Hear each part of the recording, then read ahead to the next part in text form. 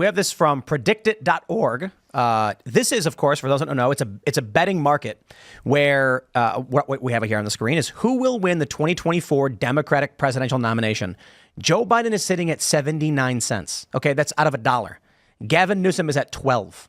Now, certainly people are generally believing that Biden will be the nominee. The way this works is the more you buy shares in this person, the higher the price goes.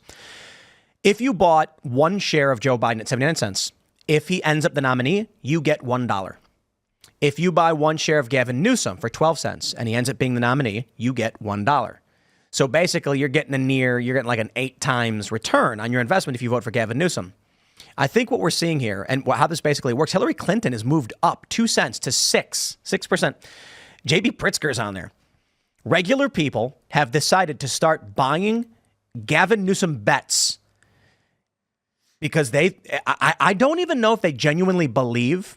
I think the numbers reflect perfectly.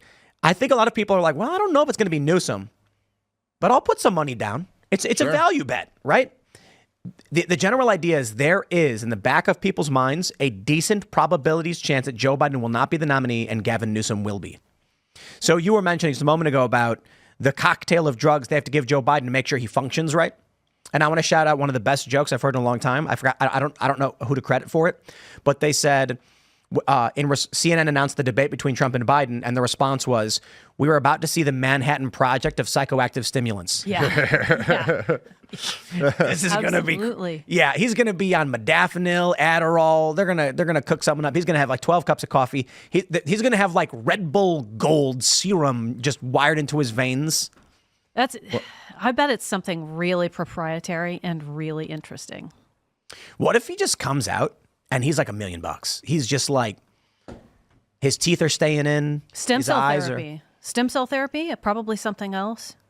You know, I wouldn't be surprised if, and I mean this is serious. I'm not joking anymore. He's going to be asleep early and for most of the day.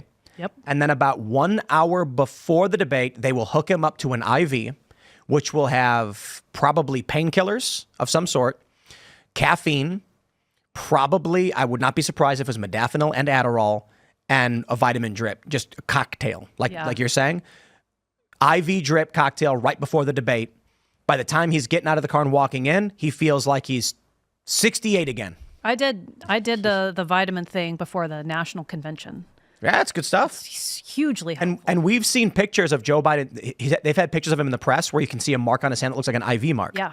No, it's not surprising. I mean, people get IVs all the time. NAD+, that's a good one. Oh, dude, this guy, they got to be giving him stem cells. I think so. I've had stem cell therapy, and it makes you like mildly euphoric, and you feel amazing for the first week after. So that's just the pleb version that I get. Who knows what he's getting? Yeah. Well, I mean, look, it is, if you just go back, if you look at, as I'm sure lots of us have, but if you look at like video of Joe Biden talking in, say, 2012, as vice president, versus like 2020, I mean, it's like a very like the fall off is very real. And this was one of the major things when he started running for president.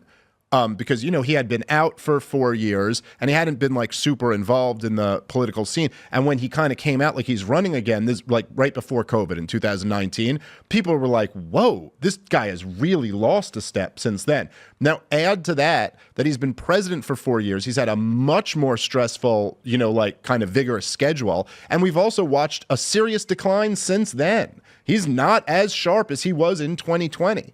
And look, just being able to walk up on stage and yell out the words that are on a teleprompter is a much different skill than dealing with Donald Trump. And look, to his credit, I guess, he did all right against Donald Trump in the debates in 2020. But can he pull that off again? I think it's a big question mark that, like, there's at least a reasonable chance that he does so poorly that the Democrats have no other option than to pull him out and put someone else in.